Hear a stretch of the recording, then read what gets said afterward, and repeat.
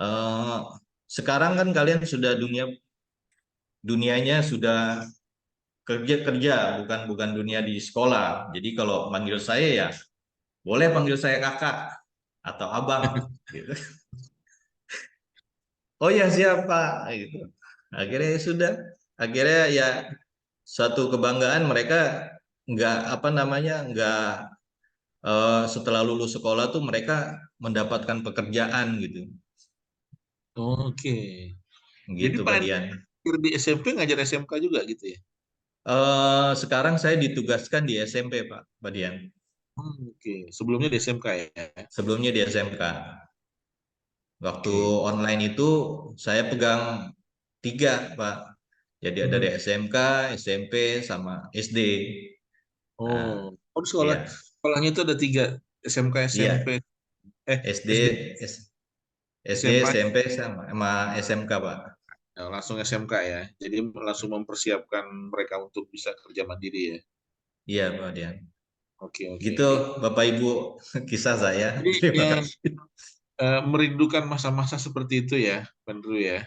Iya, Kondisi-kondisi yang seperti itu. Oke, Bapak Ibu, itu sekelumit cerita dari teman-teman kita atau rekan-rekan kita yang ada di beberapa tiga tempat ini. Dari Pasahat. Bu Teti itu negeri atau swasta, Bu Teti?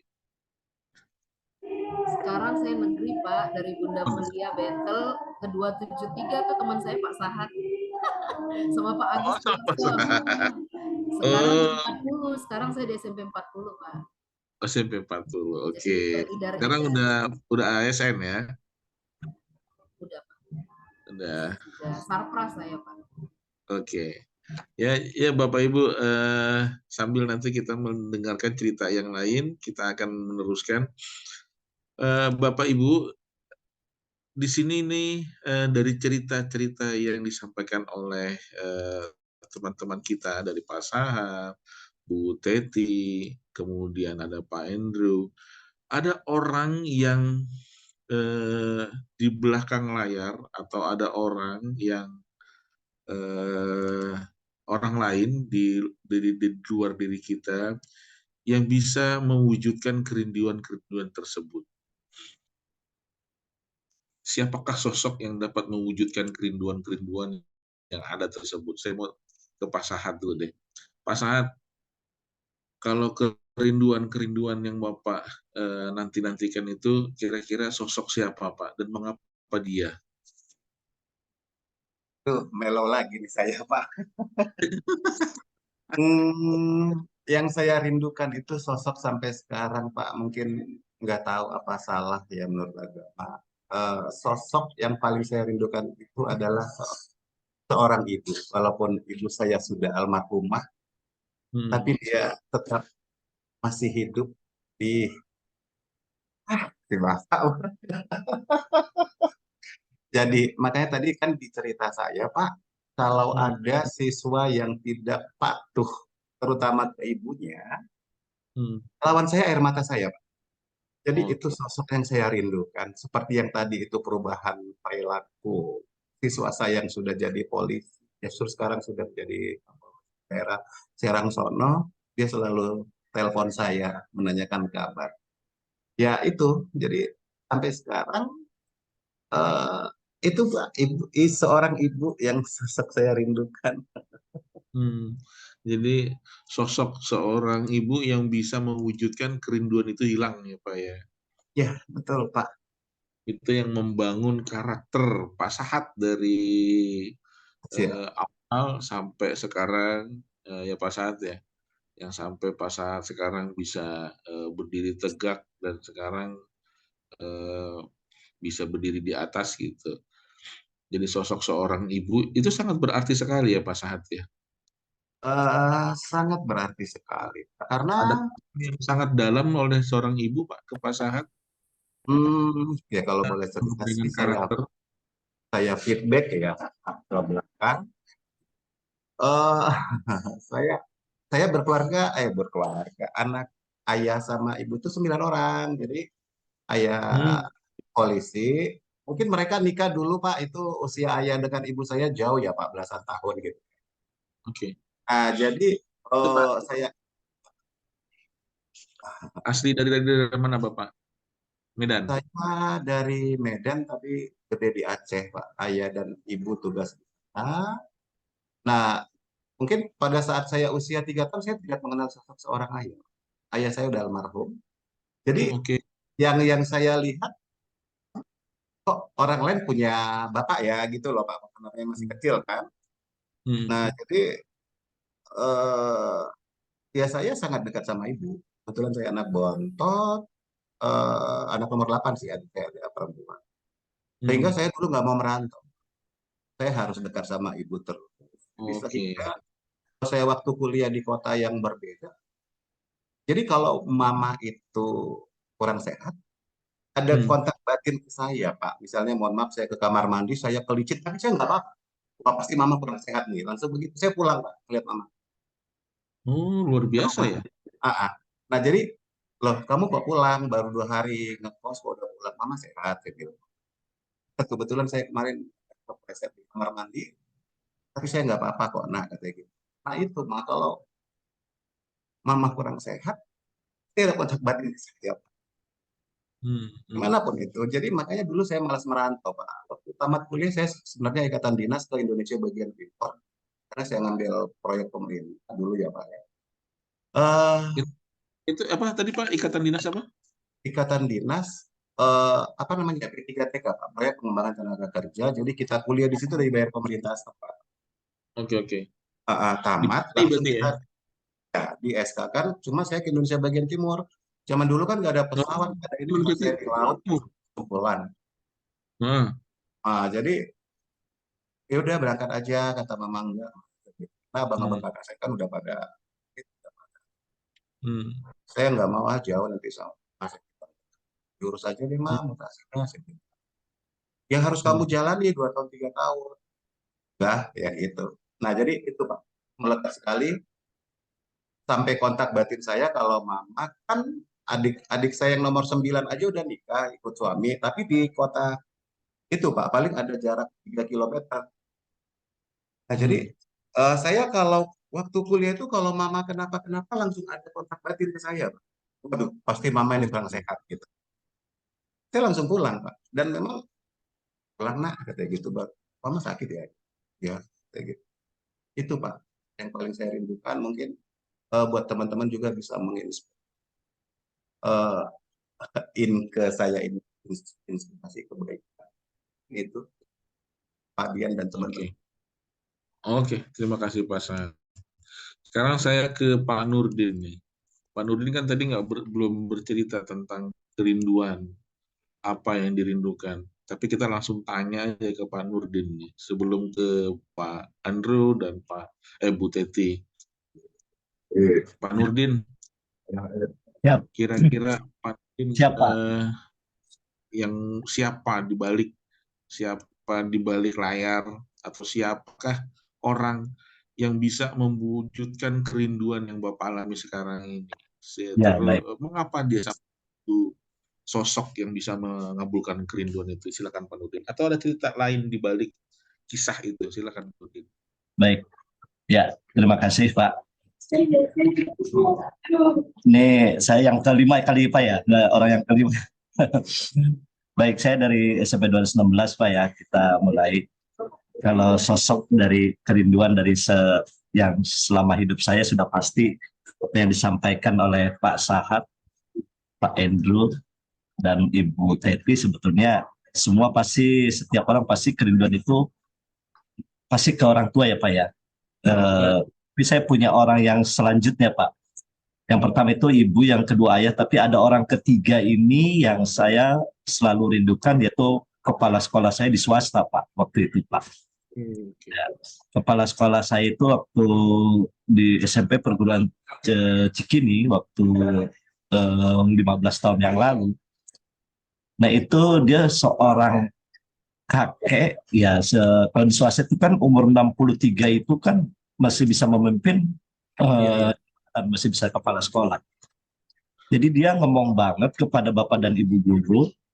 Jadi tidak ada istilah yang selalu menjudge bila ada guru-guru yang salah. tidak ada istilah diomongin kalau dia berbuat melakukan yang salah dalam kegiatan-kegiatan, tapi dia memanggil, diajak ngobrol terus sampai berhari-hari sampai ketahuan apa yang menyebabkan eh, kesalahan di dalam melaksanakan tugas ini. Jadi terus diajak ngobrol, lama-lama ya saya mendapatkan pengetahuan di sana bagaimana menjadi seorang pemimpin yang mungkin beliau percaya kepada saya saat itu waktu di swasta. Saya terus naik sampai akhirnya saya di sini di SMP 219 Jakarta itu saya masih ingat pesan-pesan bahwa kepala sekolah waktu di swasta itu mengatakan yang penting jangan emosi. Sesuai sekali arahan dari Ibu, Pak. Di yang penting semua didengarkan apa yang disampaikan oleh Bapak dan Ibu guru. Nah, jadi itu yang membuat saya sampai sekarang meskipun orangnya sudah almarhum, saya selalu ingat. Itu yang orang yang ketiga, yang tadi yang pertama adalah ibu saya, kedua ayah saya, yang ini ketiga adalah kepala sekolah saya. Itu sangat membantu sekali, akan teringat. Iya, Pak. Ya, singkatnya seperti itu, Pak. Oke. Wah, luar biasa ya. Iya. Jadi setiap kita itu sebenarnya ada panutan, ada sosok yang memang kita dambakan karena menjadi profil yang menurut kita dia lebih menjadi acuan kita ya. Walaupun memang setiap orang akan berbeda-beda siapa yang akan menjadi acuannya. Pak Andrew, silakan Pak Andrew. Siapa yang kira-kira menurut Bapak yang bisa mewujudkan kenangan-kenangan itu? Dan mengapa dia sampai bisa seperti itu? Oke, memang betul seperti teman-teman atau Bapak Ibu, Pak Saad, Bu Teti, sama Pak Dian, sama betul memang di belakang saya mungkin orang tua saya, ya kan, karena kerinduan apa yang saya rindukan ya justru mungkin saya merindukan kasih sayang dari orang tua, karena saya dari kecil di orang tua saya yang bapak saya itu saya nggak tahu dari saya lahir. Ya, terus saya ditinggalkan oleh ibu saya itu meninggal almarhum itu pas saya umur kelas 4 SD, Pak. Oh, Nah, oke. iya jadi ya kerinduan saya itu sama orang tua saya ya adalah ketika selama saya waktu di panti itu beliau suka membawa makanan gitu Pak, roti sandwich gitulah, roti isi lah. Nah itu ke panti gitu. Nah itu sering saya ingat-ingat selalu gitu. Terus perjuangan beliau juga semasa hidup juga saya selalu ingat gitu. Nah makanya selain orang tua juga ada di belakang saya itu pengasuh sama apa namanya guru-guru saya waktu itu Pak, guru-guru saya yang orang hebat, yang kalau ngajar itu dia nggak pernah pakai buku Pak. Makanya saya sampai wow, kok bisa gitu ya ngajar tapi nggak pakai buku, cuman lihat catatan kemarin terus dilanjutkan gitu, dan itu satu papan tulis itu full gitu.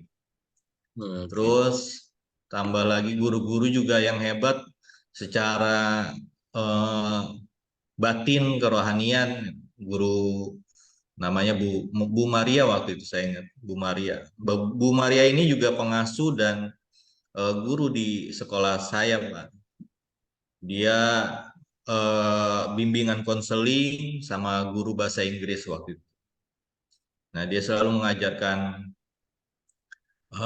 saya itu tentang apa namanya melatih indera sense gitu loh Pak. Jadi kita tuh mesti bagaimana apa harus menghadapi situasi permasalahan itu seperti apa gitu. Karena kan ya zaman dulu memang agak keras ya Pak ya. Ya, Jadi betul. ketika saya terjadi kekerasan itu ya saya mencoba berpikir ya kan Apa mungkin saya yang salah atau sikap saya yang salah? Jadi suka merefleksikan diri gitu, Pak. Nah, dari situ saya mencoba belajar, oh bagaimana cara supaya tuh kita tuh dalam berkomunikasi, dalam kita berteman, dalam itu tidak ada terjadi permasalahan. Nah, terus sempat lagi pernah saya apa namanya terjadi konflik itu Pak dari A sama si B gitu kan, konflik nih, grup A sama si B nih konflik. Nah, di situ saya belajar, oh gimana caranya mempersatukan gitu. Nah, akhirnya eh, berkat ajaran beliau ini saya bisa mempersatukan kedua kelompok ini gitu. Jadi di situ kita kumpul, saling ngobrol, saling to the point. To the point apa yang kamu nggak suka dari saya? Nah, kita harus menerima gitu. Ya. Kita harus menerima dan kita harus memperbaiki gitu. Oh, jadi dia nggak suka saya misalkan nggak suka saya minjem buku misalkan gitu kan? Ya udah, Hmm. berarti kita berusaha kita nggak minjem buku ke dia. Jadi kita berusaha menyediakan sendiri buku gitu. Nah, itu pembelajaran itu akhirnya dua kelompok ini jadi apa bersatu gitu. Jadi saling mengenal satu sama lain gitu kan. Oh, ternyata Saling karakternya menguatkan ya. ya. Nah, karakternya dia seperti ini, karakternya ini seperti ini gitu kan. Nah, kita harus Hmm. menerima gitu. Positif negatifnya dia kita harus menerima. Nah, disitulah akhirnya jadi kekeluargaan, Pak. Sampai Oke. sampai apa saat ini gitu ya. Kita Hmm. selalu seperti kayak keluarga jadi. Kalau misalkan mau main gitu, main ke rumah si A gitu kan. Ayo kita kumpul ke Hmm. rumah si A gitu. Oke, oke. Gitu sampai sekarang itu Pak. Jadi eh, pelajaran itulah yang dari beliau-beliau ini yang semasa saya masih jadi peserta didik itu yang banyak apa namanya mengajarkan saya gitu Pak. Rindu saya makanya. Itu Pak Ya, kisah ya. saya Pak Dian. Oke, terima kasih Pak Andrew. Bapak Ibu luar biasa dari rangkaian yang telah disampaikan oleh rekan-rekan kita yang mungkin setiap Bapak Ibu punya eh, pengalaman atau berbagai macam cerita yang berbeda-beda. Mungkin ada yang hampir sama tapi beda bumbu, kemudian ceritanya juga mungkin beda alurnya. Jadi setiap apa yang kita kenang, setiap yang akan kita inginkan dia terwujud, ada orang-orang yang bisa membantu di dalam setiap pekerjaan kita. Oleh karena itu, orang-orang yang mungkin tadi kalau kata Pak Andrew membantu saling bekerja sama, maka kita harus membangun suasana yang nyaman di dalam bekerja. Kita mungkin kayak tadi Bu Teti bilang bagaimana anak-anak tuh pengen banget pendidikan di dalam sekolah itu kayak anak-anak zaman dulu yang karakternya begini, yang karakternya bisa diarahkan misalkan, terus kemudian tidak ada lagi kalau dulu nggak ada bullying kata Bu Teti, sekarang semakin marak bullying ini. Nah, setiap pekerjaan ataupun yang kita kerjakan di sekolah itu membutuhkan orang dan membutuhkan rekan kita dalam bekerja. Meskipun dunianya sudah berbeda, ya dunia sudah berbeda. Meskipun tahunnya sudah berbeda, tapi kita menginginkan bumbu-bumbu tahun lalu itu ada di dalam pekerjaan kita, ya kita membutuhkan suasana kerja yang kita bangun dengan orang lain, Bapak Ibu. Nah, sekarang saya akan mencoba masuk kembali ke dalam materi.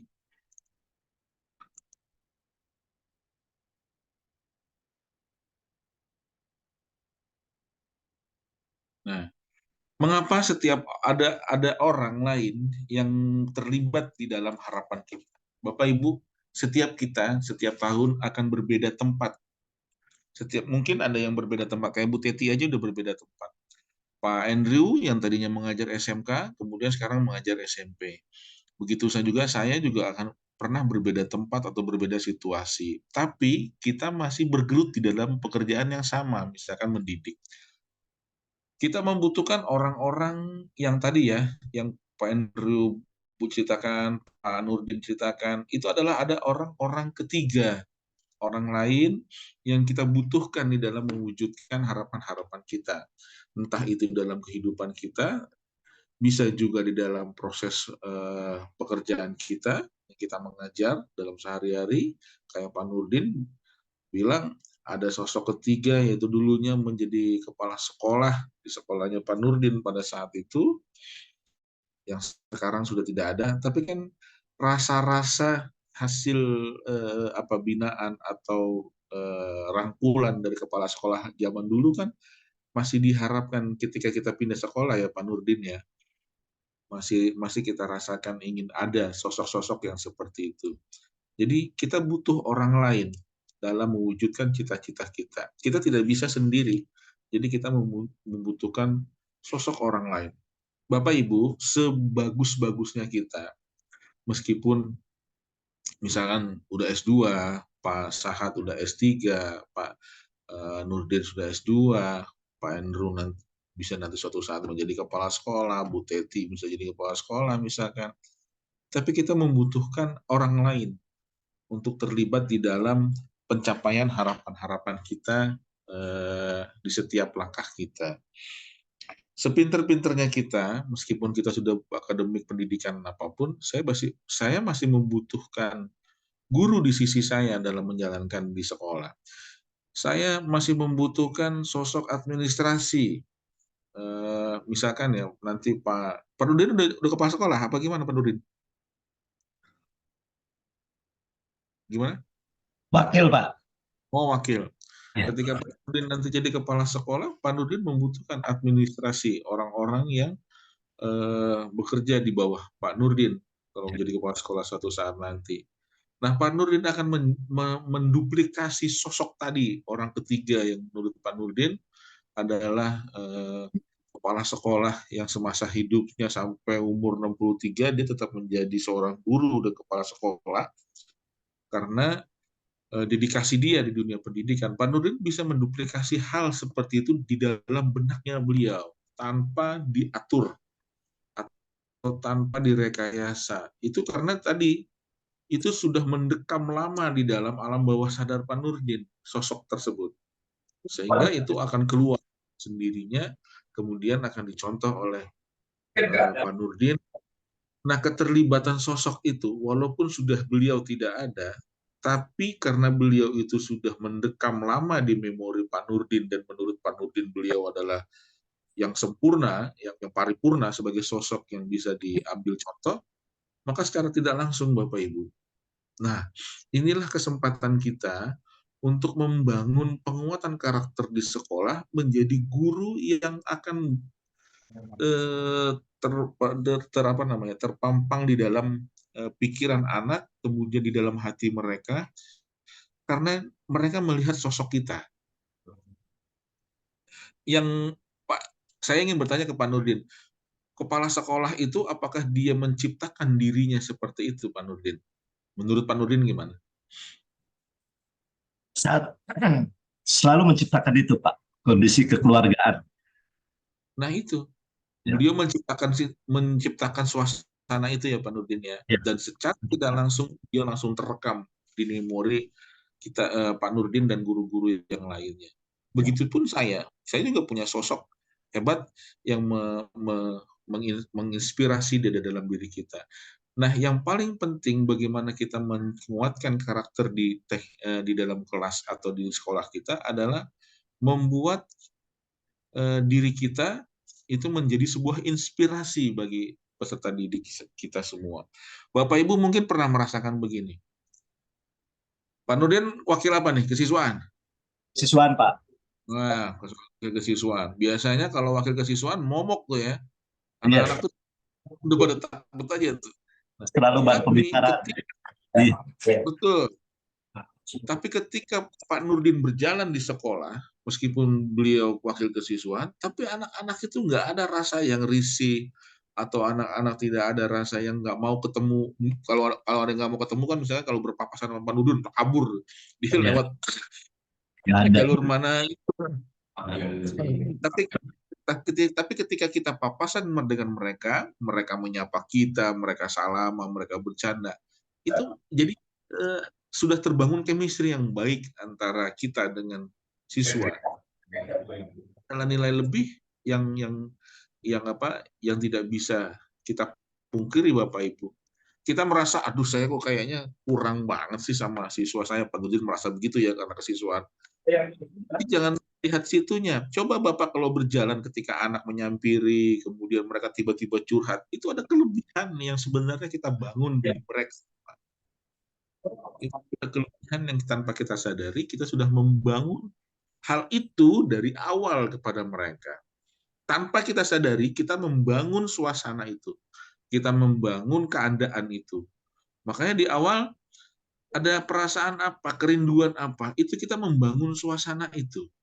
Bahkan ketika kalau dia ke sekolah ketemu Pak Andrew, ketemu Pak Sahat, ketemu Bu Teti, ketemu Bu Wiwi, ketika mereka pulang, mereka ingin ke sekolah, orang pertama yang mereka temui adalah Bapak Ibu misalkan. Itu sangat luar biasa. Bahkan kalau ada anak, ada yang ngomong misalkan begini, Bapak, saya sayang banget sama Bapak. Walaupun Bapak terlihat galak, walaupun Bapak terlihat tegas, tapi saya sangat sayang. Saya sayang sama Bapak. Ini tanpa kita sadari, Bapak Ibu, ini kita sudah membangun keterlibatan yang lebih kencang untuk menguatkan karakter setiap siswa. Pak Sahat nggak merasa misalkan bahwa melibatkan emosi kepada anak didik beliau sebuah emosi yang kuat, misalkan ketika di sekolah ya.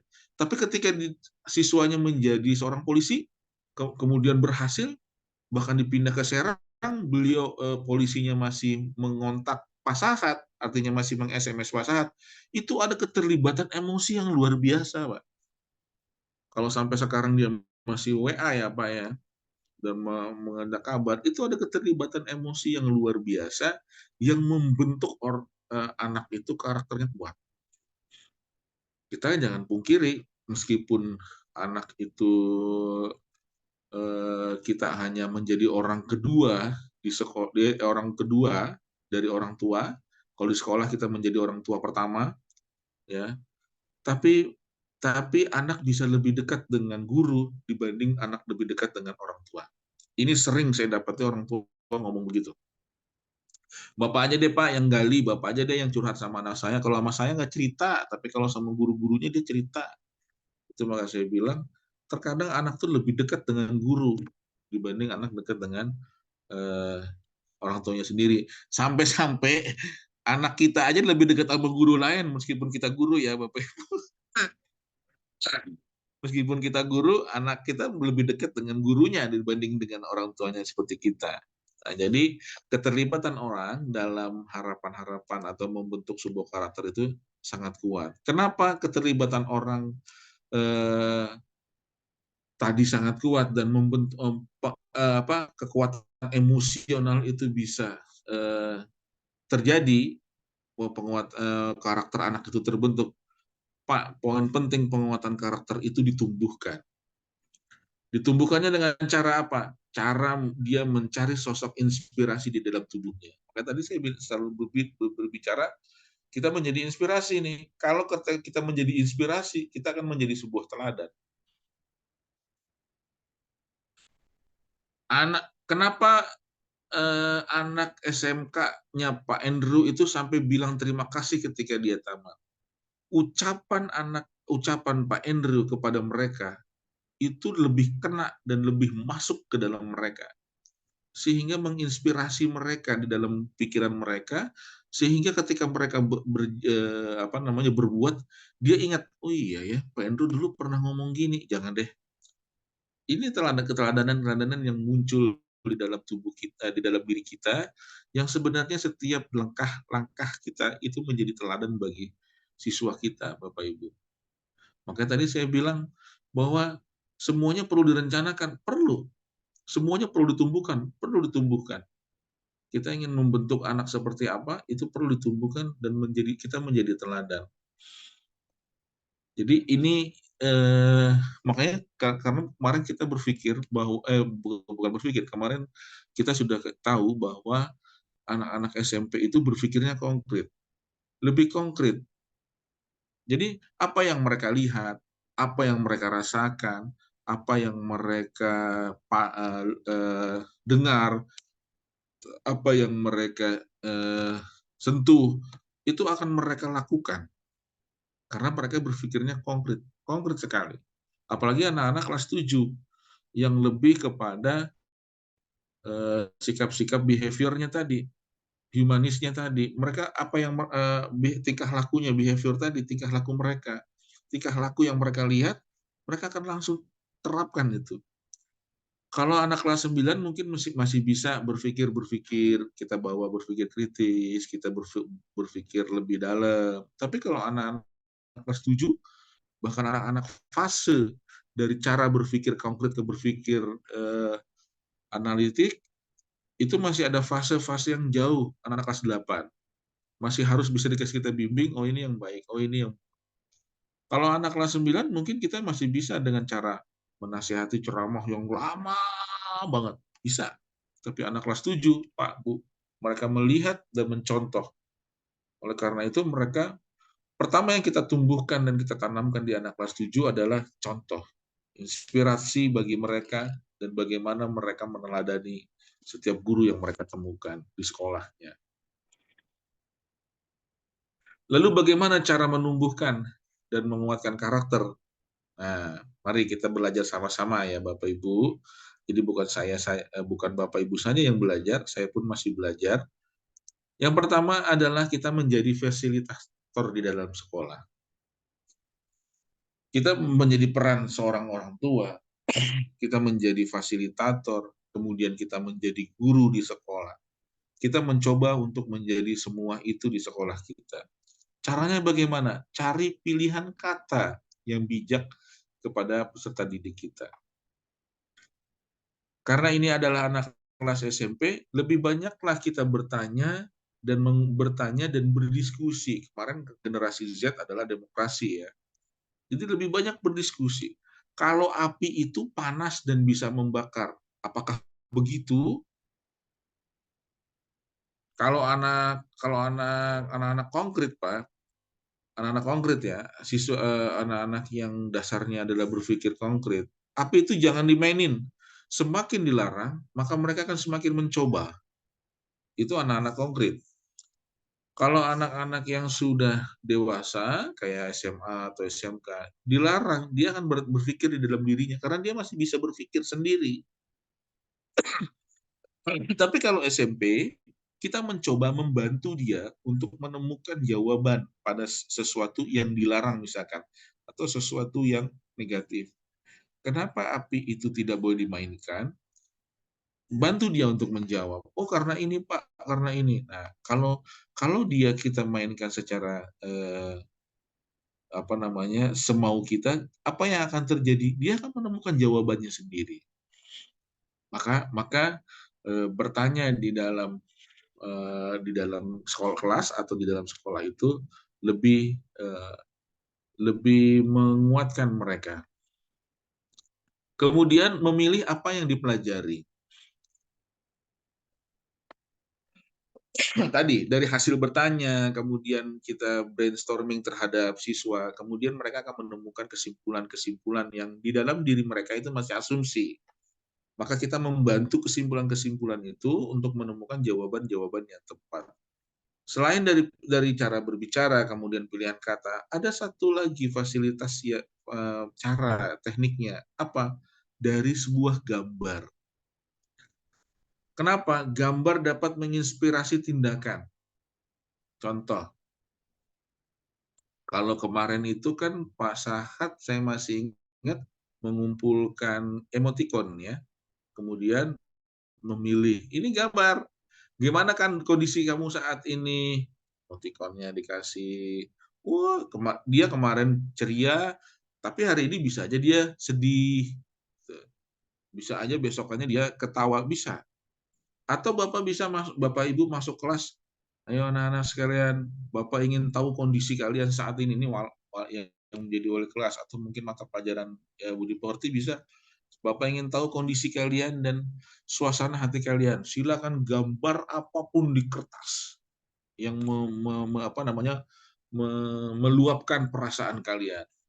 Dia menggambar tuh, gambarnya akan macam-macam. Nah, sekarang Bapak mau tanya, siapa yang mau bercerita tentang gambarnya ke depan? Ya. Nah, gambar-gambar itu akan menjadi inspirasi dia tuh, inspirasi tindakan. Kalau gambar itu negatif, maka kita akan mencoba bertanya, kenapa kamu gambar ini? Apa yang ada di dalam benak pikiranmu? Kenapa harus memilih gambar ini? Kenapa ada gambar ini di dalam kamu? Bisakah kamu memilih yang lain? Ya. Jadi kita mencoba memfasilitasi dengan cara-cara yang berbagai teknik. Kemudian yang terakhir adalah pertanyaan positif. Kenapa kita bertanya dengan positif? Maka tindakannya pun karena hasilnya itu akan positif. Kita coba satu-satu. Pilihan kata. Gunakan diksi atau pilihan kata yang dapat membangkitkan semangat, menumbuhkan harapan, menggugah perasaan. Kayak tadi, saya mencoba menggugah perasaan Bapak, Ibu. Siapakah orang yang dapat mewujudkan kenangan itu? Kalau pas saat langsung dia mengeluarkan air mata karena berbicara tentang satu sosok yang sangat luar biasa bagi Pak Sahat. Nah, di sekelas juga bisa kita menumbuhkan harapan itu. Bapak yakin tidak ada satupun di kelas ini kalian adalah orang-orang yang terlahir dengan tidak punya potensi. Bapak yakin kalian semua adalah anak-anak yang memiliki potensi luar biasa. Bapak yakin semua punya harapan yang kuat. Jadi dipilihlah kata-kata yang menggunakan kata-kata membangkitkan semangat dan menumbuhkan harapan. Pak Andrew berhasil menggunakan kata-kata tadi dengan anak-anak SMK tadi, yang dengan pola kerja tadi ya, Pak Andrew ya. Dia berhasil sehingga anaknya ketika bekerja. Nah sekarang bagaimana dengan anak-anak SMP? Kata-kata yang dipilihnya seperti apa? Kalau anak SMP karena mereka konkret, Bapak ambil contoh aja satu orang, menggunakan satu orang sosok, kemudian dengan menggunakan kata-kata yang tepat, misalkan sosok Einstein misalkan, atau sosok pribadi sendiri aja, Pak Andrew yang lahir yang tadinya di Pati, tapi menjadi sosok seperti ini, itu bisa menumbuhkan semangat mereka. Bahkan kalau Bapak bisa menunjukkan diri sendiri, menceritakan tentang diri Bapak kepada mereka, ada inspirasi di mereka, karena inspirasinya di depan mata langsung. Jadi mereka tidak perlu berkhayal lagi. Udah di depan mata, udah konkret, oh iya ya, ternyata Pak Andrew bisa menjadi sosok seperti itu. Pak Nurdin bisa jadi sosok seperti itu. Yang kedua bertanya, gunakan pertanyaan-pertanyaan untuk mengeksplorasi pikiran atau perasaan. Nah, kayak tadi saya mencoba untuk mengeksplor perasaan-perasaan dari Bapak Ibu semua. Memilih apa yang dipelajari, cara kita berpikir, bertindak, itu sangat dipengaruhi oleh apa yang kita baca dan kita pelajari. Nah, sekarang adalah gambar. Gunakan gambar, menuliskan harapan mimpi, karena gambar dapat menginspirasi tindakan tadi ya, yang saya bilang baru masuk, coba kita, ayo gambarkan suasana hati kamu, apa kira-kira, dan harapan kamu apa. Nanti tuh ada, kalau saya pernah pakai ini nih, gambar. Jadi Pak, ada yang gambar Monas, tapi di samping-samping Monas itu gedung tinggi gitu. Pas saya tanya, kenapa Monasnya di sampingnya gedung tinggi? Kan nggak boleh ada. Suatu saat nanti tuh akan begitu Pak. Semuanya di Jakarta ini akan dipenuhi oleh gedung-gedung tinggi. Nah, itu pikiran mereka itu Pak, walaupun mereka nggak tahu ada IKN. Kan nanti ibu kota pindah. Jadi itu pikiran-pikiran mereka. Nah, terakhir adalah gunakan pertanyaan positif. Apa itu pertanyaan positif? Apa kesan terbaikmu terhadap Dian? Ya. Apa strategimu untuk lebih disiplin? Ini pertanyaan-pertanyaan posesif. Apa kesan terbaikmu terhadap Andrew? Apa terkesan terbaikmu terhadap Wiwi? Apa kesan terbaikmu terhadap saya? Ya, maka ketika anak-anak atau kalau Bapak di kelas misalkan apa kesan terbaikmu terhadap Bapak? Mencoba itu. Jauh, tapi bukan nggak pertanyaannya bukan apa kesanmu terhadap saya. Kalau kesan terhadap saya nanti ada kalimat-kalimat negatifnya tuh Pak. Makanya kalimatnya adalah apa kesan terbaikmu? Apa kesan terbaikmu? Karena kalau kita buka soal pertanyaan itu, apa kesanmu terhadap Bapak? Itu bisa terburuk ada. Jadi usahakan pertanyaan-pertanyaan itu tidak menimbulkan jawaban-jawaban yang negatif. Semuanya menimbulkan jawaban-jawaban positif. Contoh, apa strategi kamu supaya besok kamu hadir tepat waktu di sekolah? Dia akan susun strateginya. Gitu. Ini adalah teknik bagaimana kita mencoba untuk membuat penguatan karakter di dalam kelas ataupun di sekolah. Nah, Bapak Ibu, sekarang ada aktivitas teknik fasilitasi.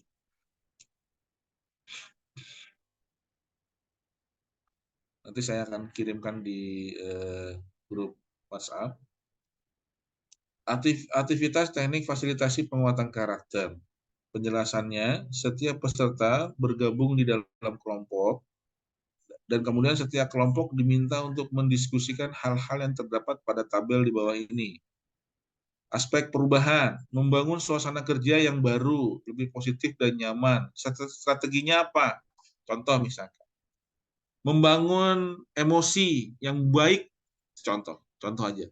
Kemudian saling salam, saling sapa, itu contoh. Kemudian saling berkumpul dan berkomunikasi di waktu-waktu istirahat, atau misalkan makan bareng, atau arisan gitu. Ini membangun suasana kerja yang tidak ada di SOP. Hasil yang diharapkan apa? Kerjasama, kompak, bisa saling memahami. Ini contoh-contoh aja. Bisa dipahami ya Bapak Ibu ya? Saya akan share terlebih dahulu.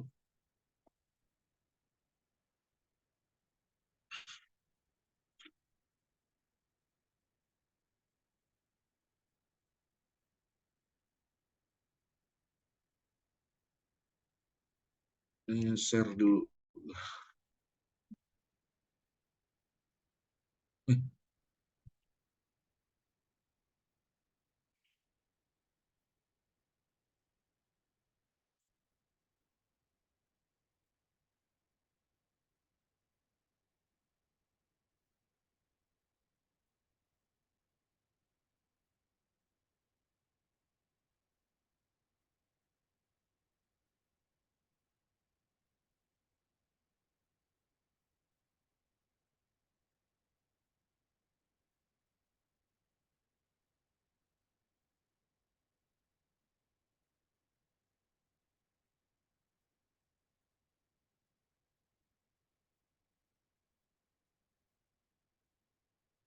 Ya, sudah saya kirim di grup.